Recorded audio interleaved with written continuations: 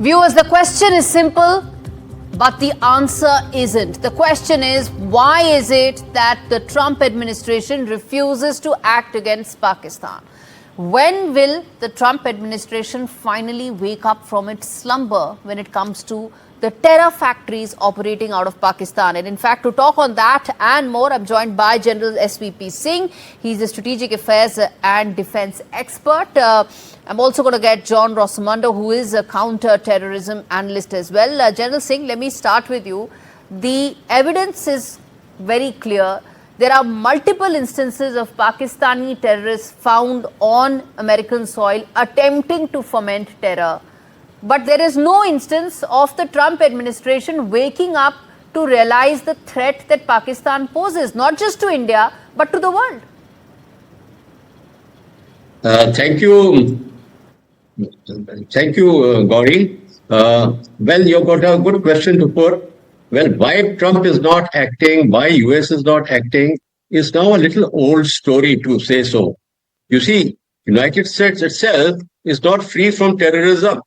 And terrorist attacks are looming large in the United States, waiting for an opportunity to act. And this latest case, which is there, of this Shahzeb Khan, is a case in point. I want to recall that in 2012 also, there was one Farooq Ahmed, who wanted to target in the Arlington metro rail line. And he was also nabbed and caught luckily. So this is the second case. Now, why they are not acting, I think we have to go back to the geostrategic and geopolitical setup, the geography of Pakistan, which is the underbelly to Afghanistan and the Central Asian republics. And that matters to United States. Okay, also, I'm going to put that graphic which has those instances of the number of times this has been tried on US soil, several times in 2011 and then of course as recently as to 2024. If we have John, let's also get him on the show. Okay. Yes, General Singh, finish your point here. So I was mentioning the geostrategic and the geopolitical factor. And I go on now next with China. You see, China also matters. Now, China has come in very deep, made Pakistan almost its province. The United States wants to keep a counterweight, counterbalance. And how it is doing it is, this time round, what is Trump 2.0? More in transactional leadership style. So he has had some transactions with Pakistan and he's taking them forward. He's also paying them back because Pakistan did help them when Trump was there in 1.0 for the Afghan solution. Right. How it turned out later in the Biden administration is a different story. Next is that Pakistan being a nuclear power, the US is worried about that. They want to keep a control on them. I understand what you're saying, sir. And I'm going to bring in John on that as well, which is that Pakistan serves some utility for America to ensure it counterbalances American interests in the region. But John, look at the cost at which it is coming. The cost is not the funding that Trump had originally thought of slapping it because he felt this was money down the drain, but because of the fact that Pakistani terror factories are looking to foment terror on American soil. And Shahzeb Khan is an example of just that. Well, all I have to say is that, Pakistan has played a duplicitous role in American foreign policy for the past, how many decades? I mean, the Pakistan's ISI is a major fomenter of jihadi terrorism around the world, but, there's this idea in the U.S. Defense establishment, intelligence establishment, that if we work with them, we can make them into a partner. But at what cost? I mean, Faisal Shahzad and other jihadi terrorists causing problems in our sphere.